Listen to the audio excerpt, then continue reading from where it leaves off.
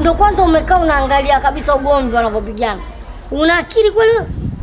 Kiziwi, binti kiziwi.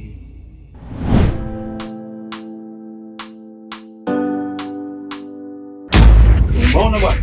Kwa hiyo sasa hapa hii ukilinganisha mkono na kwa futi zinafanana. Huyu jamaa tankwenda mtangazia hapa watu kama mimi nakufa. Eleza shida yako. Wewe hamna la kitu. Lengo nini?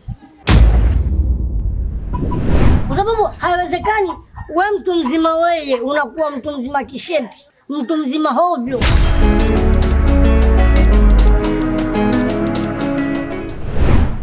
Nakuja na nikaja kwanza na mwahi huyu huko. Daga mchele nao.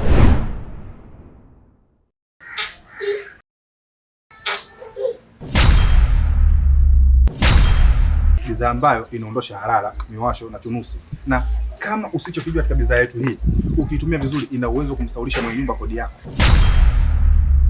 Ebo. Kila kitu nimeshamaliza. Nashanga pale napomkuta akiwa na wenzake wanaongea, wanajiuliza mimi wanaongea naye vipi?